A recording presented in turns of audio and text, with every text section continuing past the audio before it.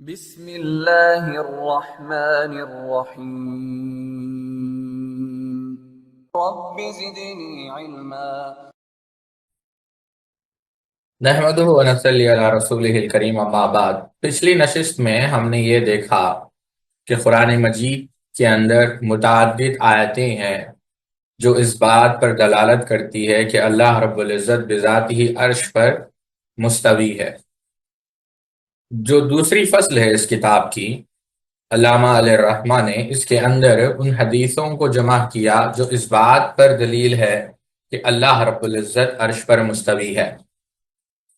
اس فصل میں ان حدیثوں کا بیان ہوگا جس سے اللہ کا عرش پر مستوی ہونا ثابت ہوتا ہے۔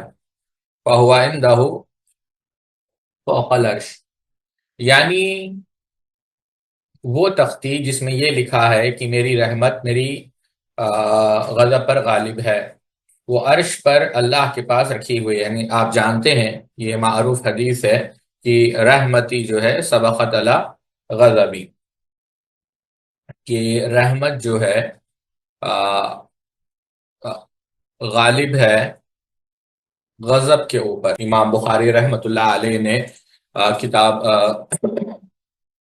کتاب الوحی کے اندر نقل کیا کہ اللہ کے رسول صلی اللہ علیہ وسلم نے کیا کہا کہ لما قضى اللہ الخلق كتب فی کتاب فهو عنده فوق العرش ان رحمتی غلبت غضبی، کہ میری جو رحمت ہے، اور کما قال النبی صلی اللہ علیہ وسلم، کہ میری جو رحمت ہے وہ غالب ہے غضب پر۔ آپ دیکھیں جو جنت کے دروازے ہیں وہ 8 ہیں، اور جو جہنم کے دروازے ہیں وہ 7 ہیں۔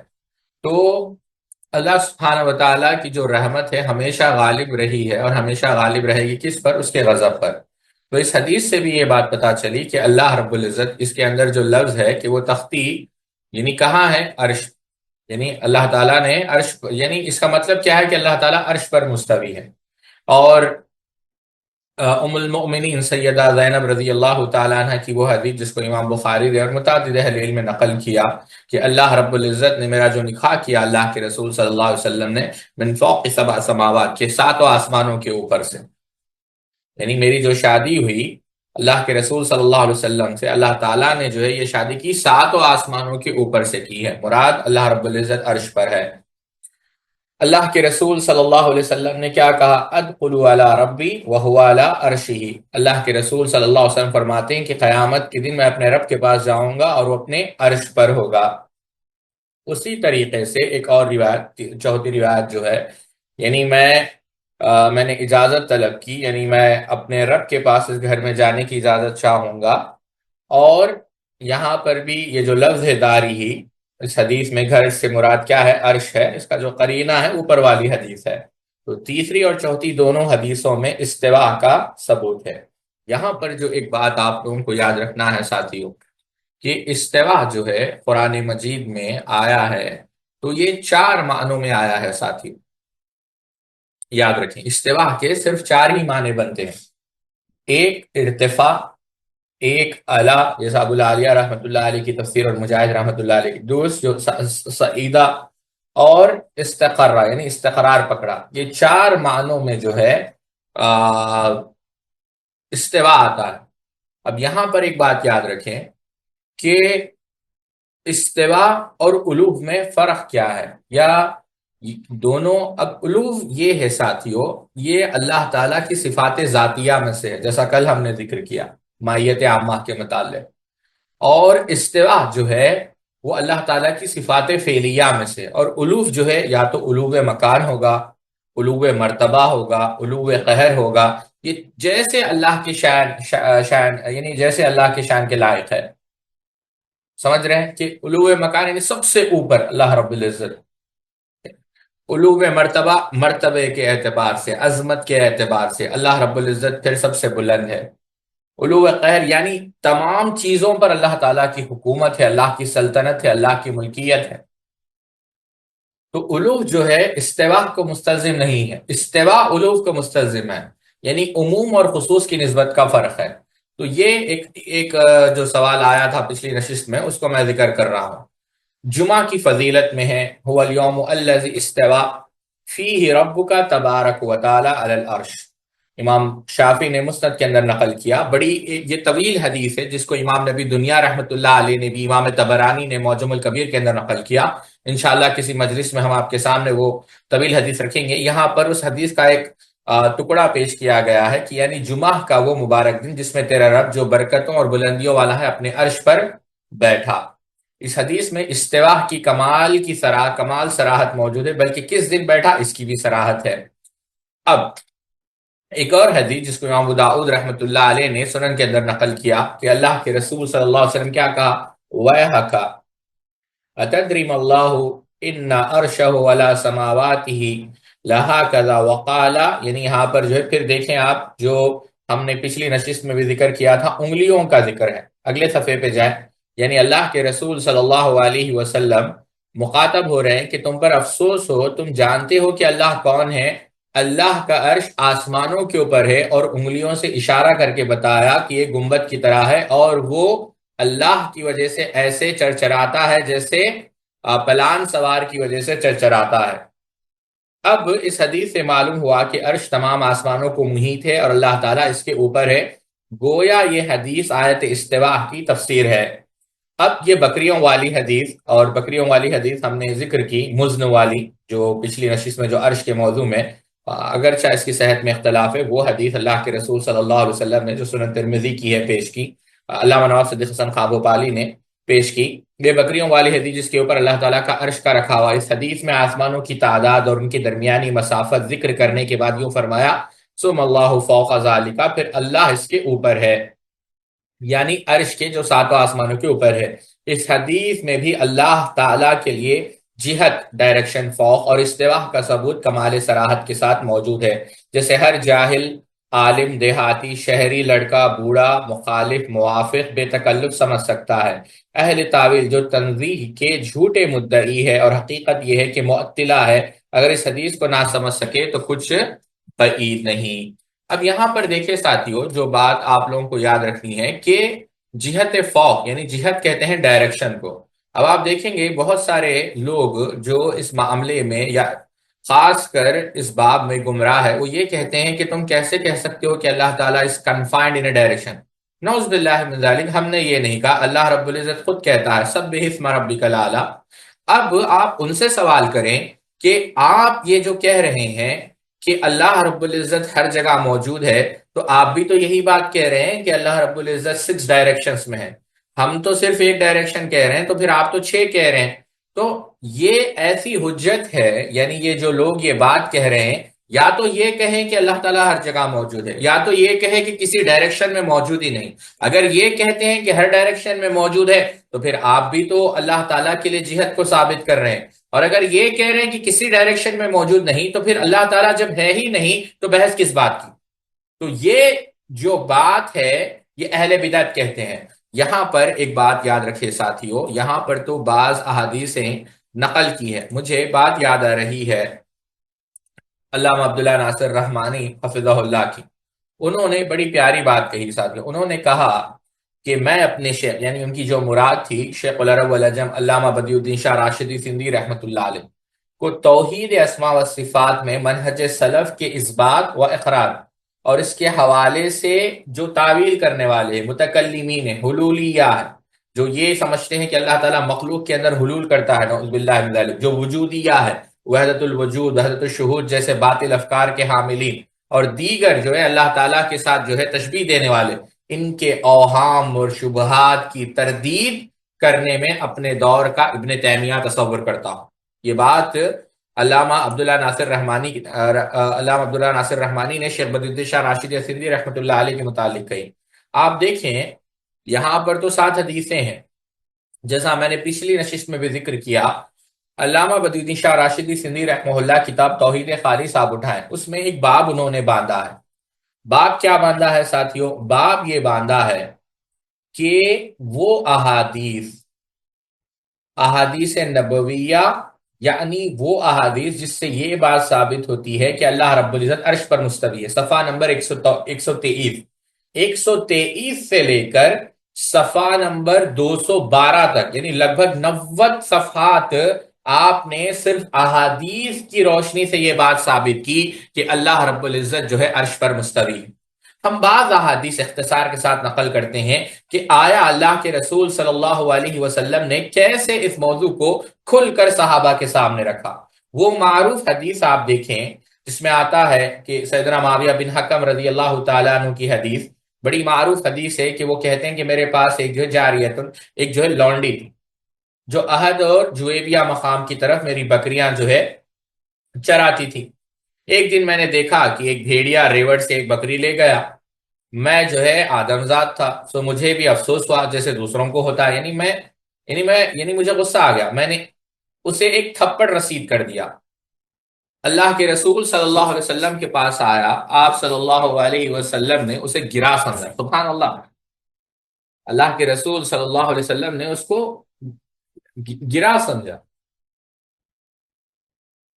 آپ دیکھیں فَآتَيْتُ رسول اللہ صلی اللہ علیہ وسلم فَأَزَّمَ ذَلِكَ عَلَيَّ، یعنی کسی خاتون پر ہاتھ اٹھانا یہ اللہ کے رسول صلی اللہ علیہ وسلم کو پسند نہیں تھا۔ یعنی آپ دیکھیں، بہرحال ہمارے موضوع سے متعلق نہیں، اللہ کے رسول صلی اللہ علیہ وسلم نے اس کو ناگوار سمجھا کہ کسی خاتون پر، کسی لڑکی پر، کسی عورت پر ہاتھ اٹھایا جائے۔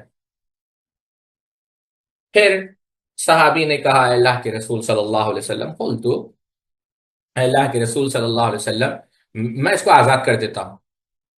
تو اللہ کے رسول صلی اللہ علیہ وسلم نے کہا کہ اسے میرے پاس لے کر آؤ۔ تو جب اس لونڈی کو اللہ کے رسول صلی اللہ علیہ وسلم کے پاس لے کر آیا گیا تو آپ صلی اللہ علیہ وسلم نے اس سے کیا پوچھا ساتھیوں؟ این اللہ۔ آپ دیکھیں سوال کون کر رہے ہیں؟ اللہ کے رسول صلی اللہ علیہ وسلم، کہ اللہ کہاں ہے؟ قالت فی السماء، کہ اللہ تعالیٰ جو ہے آسمانوں میں ہے۔ قال من انا، میں کون ہوں؟ قالت انت رسول اللہ، کہ جو ہے آپ اللہ کے رسول ہے صلی اللہ علیہ وسلم، تو آپ صلی اللہ علیہ وسلم کیا اس کو آزاد کر دو۔ فإنها مؤمنة، یہ جو ہے مؤمنہ ہے۔ اب یہ حدیث نص صریح ہے کہ اللہ تعالیٰ عرش پر ہے۔ اس حدیث کو سامنے رکھ کر ہم نہیں، علامہ ابو الحسن اشعری رحمۃ اللہ علیہ نے یہ بات کہی، هذا يدل على ان اللہ تعالی على عرشه فوق السماء، یہ حدیث دلیل ہے، الابانہ فی اصول الدیانہ کے اندر، کہ یہ حدیث دلیل ہے کہ اللہ تعالیٰ آسمانوں کے اوپر اپنے عرش پر ہے۔ ابن عبد البر رحمۃ اللہ علیہ تمہید کے اندر انہوں نے لکھا کہ اس حدیث کا مفہوم واضح ہے، معانی هذا الحدیث واضحۃ، واضح کیا، جس پر مزید کلام کرنے کی کوئی ضرورت نہیں۔ رہا رسول اللہ صلی اللہ علیہ وسلم کا سوال کہ اللہ کہاں ہے، اور لونڈی کا جواب کہ اللہ کے آسمانوں، اللہ اور لونڈی کا جواب کہ آسمانوں کے اوپر ہے۔ فعلی ھذا اہل الحق، یہی عقیدہ کیا ہے؟ اہل حق کا رہا ہے۔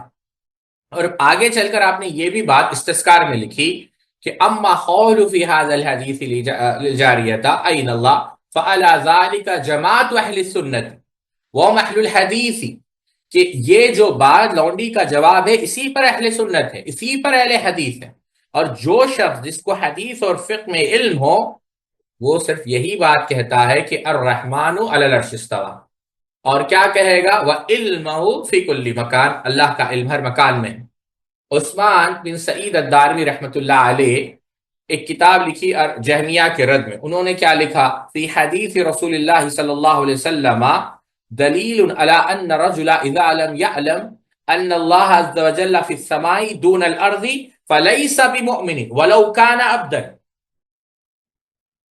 فاعتق لم يعجز فی رقبۃ مؤمنۃ اذا لا يعلم ان اللہ فی السماء الا ترى ان رسول اللہ صلی اللہ علیہ وسلم جعل امرۃ ایمانها معرفتها ان اللہ فی السماء وفی قول رسول اللہ صلی اللہ علیہ وسلم تکذیب لقول من یقول ہوا۔ اب دیکھیں، آپ غور کریں، ہوا، یہ بات کیا بڑی دلچسپ بات آپ نے کہی کہ اگر کوئی یہ بات کہے کہ اللہ کے رسول صلی اللہ علیہ وسلم، یعنی یہ کہے کہ جو جیسا بعض لوگ دعویٰ کرتے ہیں، یعنی اللہ کے رسول صلی اللہ علیہ وسلم نے کیا کہا یہاں پر؟ سوال کیا اس لونڈی کے متعلق اور لونڈی نے جواب دیا، تو یہ حدیث جو ہے دلیل ہے اس بات کی کہ جو اس بات کا علم رکھتا ہے کہ اس کا رب کہاں ہے، یہ اس کے ایمان کی دلیل ہے، اور اللہ کے رسول صلی اللہ علیہ وسلم نے اس تصدیق کی، اور اسی وجہ سے آپ صلی اللہ علیہ وسلم نے اس کے ایمان کی گواہی بھی دی۔ اگر اللہ تعالیٰ آسمانوں کی طرح زمین میں بھی ہوتا تو لونڈی کا ایمان اس وقت تک مکمل نہیں ہوتا جب تک کہ اس کے زمین میں ہونے کا بھی اقرار نہ کر لیتے، ہے کہ نہیں؟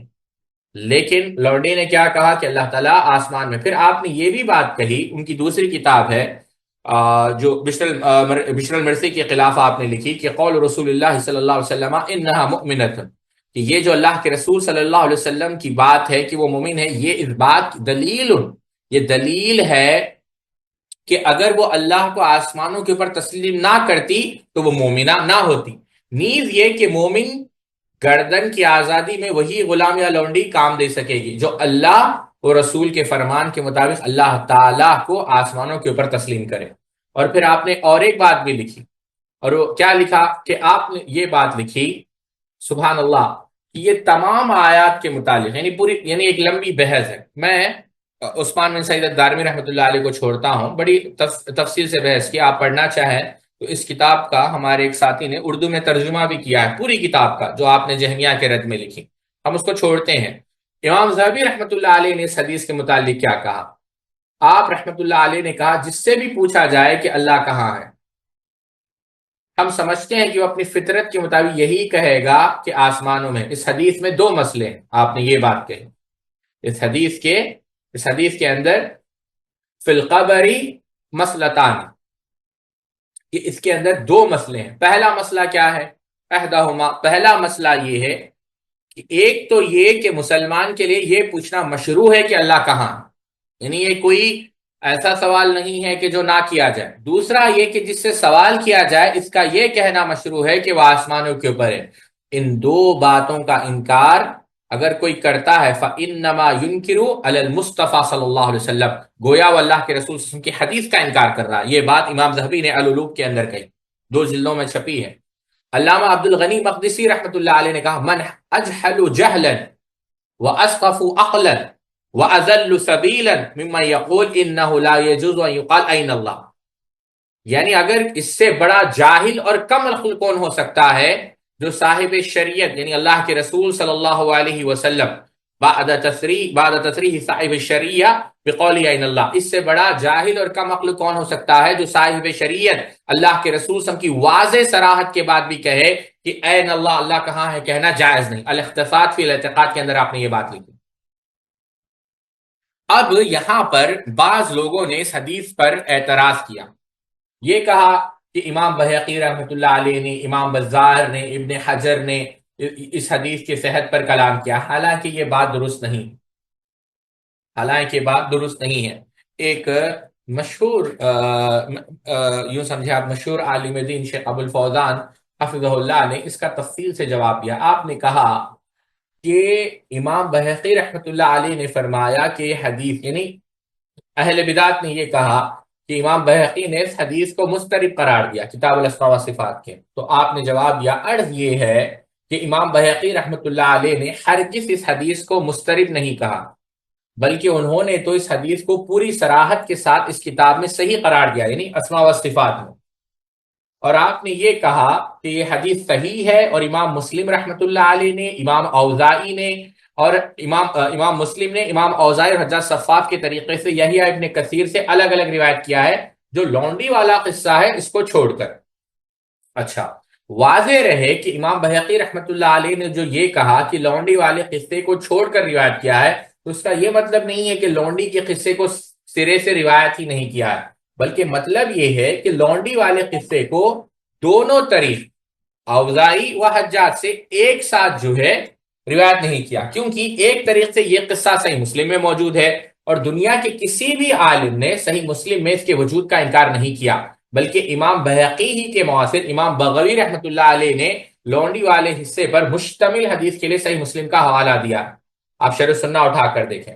اچھا، بالفرض یہ تسلیم کر لیں کہ امام بہقی رحمۃ اللہ علیہ نے صحیح مسلم میں لونڈی والے حصے کے وجود کا بھی انکار کیا ہے، تو امام بہقی رحمۃ اللہ علیہ کا وہم ہوگا، یہ کہا جائے گا کہ امام بہقی سے یہاں پر غلطی ہوئی، لیکن یہ بات ہرگز نہیں کہی جا سکتی کہ صحیح مسلم میں کسی نے اضافہ کر دیا ہے، جیسا کہ جو زاہد الکوثری وغیرہ نے یہ اعتراض کیا ہے، اور جھوٹ جو ہے ان کا مذہب رہا ہے۔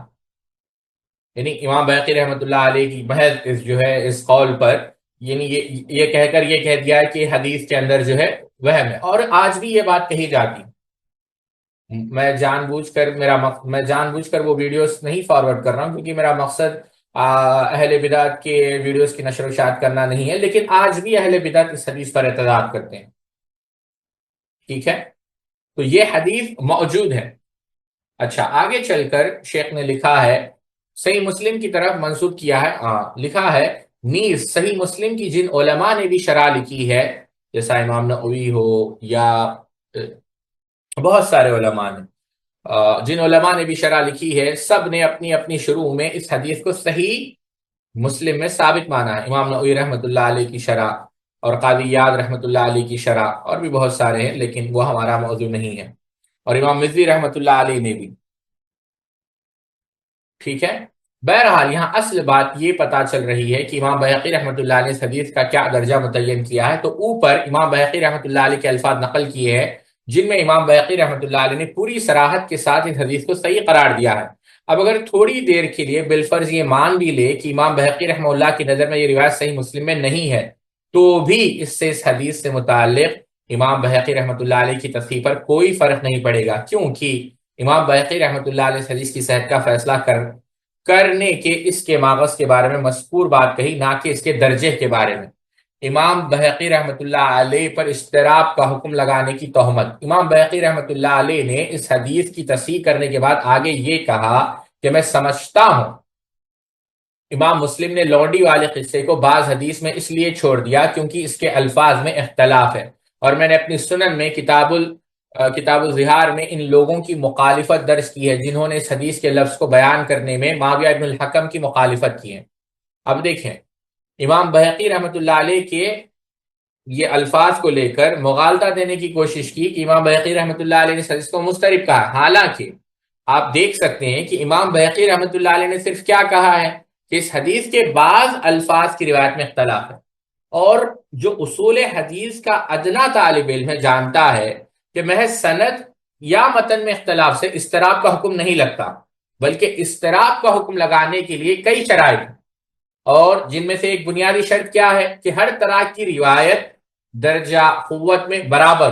امام نے صلاح رحمۃ اللہ علیہ نے بڑی پیاری بات کہی، آپ نے کیا کہا کہ مضطرب وہ حدیث ہے جس کی روایت میں اس طرح اختلاف ہو کہ بعض ایک طرح روایت کرے اور بعض اس کے مخالف دوسری طرح روایت کرے، اور ہم ایسی حدیث کو اس وقت مضطرب کہیں گے جب طرفین کی روایت مساوی اور ایک درجے کی ہو، لیکن اگر دونوں میں سے کوئی روایت راجح قرار پائے، اس طرح کی دوسری روایت اس کے ہم پلہ نہ ہو، بائے طور کی اس کے راوی یعنی حفاظ نہ ہو، یعنی ان کا حافظہ مضبوط نہ ہو، یا مروی جو ان کے ساتھ یعنی جو تدلیس کی کہی جاتی ہے اس سے زیادہ مدت گزاری ہو، یا اس کے علاوہ معتمد وجوہ ترجیحات میں سے کوئی وجہ ترجیح ہو، تو حکم راجع روایت کے اعتبار سے لگے گا، اور ایسی صورت میں روایت مضطرب نہیں ہوگی۔ یہ امام ابن صلاح نے اپنی معروف کتاب مقدمے کے اندر کہی ہے۔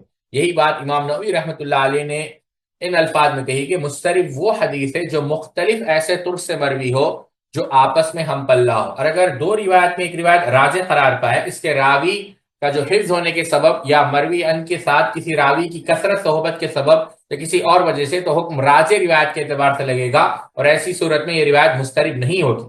التقریب کے اندر یہ بات کہیں۔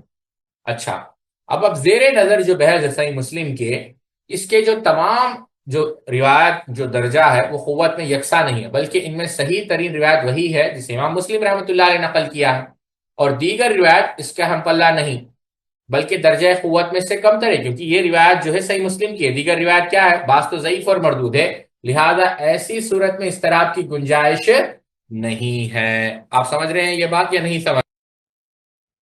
تو بات یہ عرض کر رہا تھا کہ یہ امام بہقی رحمۃ اللہ علیہ کی جو بات ہے یہ ان پر بہت بڑا بہتان ہے۔ اچھا، یہ بھی بات کہی جائے ابن حجر کے متعلق، حالانکہ ابن حجر اسقلانی رحمۃ اللہ علیہ نے کیا کہا، ابن حجر رحمۃ اللہ علیہ نے ہرگز اس حدیث کو مسترد نہیں کہا، بلکہ امام بہقی رحمۃ اللہ علیہ کی طرح ابن حجر اسقلانی رحمۃ اللہ علیہ نے بھی پوری صراحت کے ساتھ اس حدیث کو صحیح قرار دیا ہے۔ ابن حجر اسقلانی نے فتح الباری میں لکھا ہے کہ جیسا کہ اس لونڈی کے قصے میں ہے جسے اللہ کے نبی صلی اللہ علیہ وسلم نے سوال کیا کہ کیا تم مؤمنہ ہو، تو اس نے کہا ہاں، تو آپ صلی اللہ علیہ وسلم کیا پوچھا کہ اللہ کہاں ہے، تو اس نے کیا کہا آسمان میں، تو آپ نے فرمایا اسے آزاد کر دو کیونکہ یہ مؤمنہ ہے۔ یہ حدیث صحیح ہے، حدیث صحیح، اخرجہ مسلم۔ یہ بات ابن حجر اسقلانی نے فتح الباری کے اندر کہی۔ اب جن الفاظ سے دھوکہ دیا گیا ہے وہ کون سے الفاظ، کہ اس کے اندر جو الفاظ ہے وہ یعنی یہ مخالفت کر رہی ہے کثیر الفاظ، یعنی اس حدیث کے الفاظ میں بڑی مخالفت ہے۔ یہ تلخیص الحبیر فی تقرید الحدیث الرفیع الکبیر، اس کا جو حوالہ دیا گیا۔ اب دیکھیں اس کی حقیقت کیا ہے۔ اولا ابن حجر اسقلانی رحمہ اللہ نے یہ بات صحیح مسلم والی حدیث سے متعلق نہیں کی، یعنی وہ عبارت تو صحیح ہے لیکن جو حدیث ہمارا موضوع ہے اس کے متعلق ابن حجر نے یہ بات نہیں کی۔ ابن حجر رحمہ اللہ نے یہ بات صحیح مسلم جو حدیث ہے اس سے متعلق نہیں کی جو معاویہ ابن حکم رضی اللہ عنہ سے مروی، بلکہ ابو داؤد وغیرہ کی اس حدیث کے بارے میں کہی جو سیدنا ابو ہریرہ رضی اللہ عنہ سے مروی۔ اب آپ دیکھیں ابن حجر اسقلانی رحمہ اللہ کی پوری عبارت، آپ نے کیا کہا، آپ نے یہ کہا، آپ پوری عبارت دیکھنا چاہیں تو اس کی جلد نمبر 3 ہے، صفحہ نمبر 228 ہے، اور آپ پوری گفتگو دیکھیں گے تو اس میں واضح ہے کہ ابن حجر اسقلانی رحمۃ اللہ علیہ سیدنا ابو ہریرہ رضی اللہ عنہ کی حدیث سے متعلق ہو رہی ہے، اور یہ ایک الگ روایت ہے، اور اس میں جس واقعے کا ذکر ہو رہا ہے وہ واقعہ بھی الگ ہے، لیکن جو اہل البدعت ہے انہوں نے حد درجہ خیانت سے کام لیا جیسا کہ ان کا شیوا ہے، اور ابن حجر رحمۃ اللہ علیہ کے کلام کو معاویہ ابن حکم رضی اللہ تعالیٰ عنہ کی حدیث پر جو فٹ کر دیا جو صحیح مسلم کی ہے۔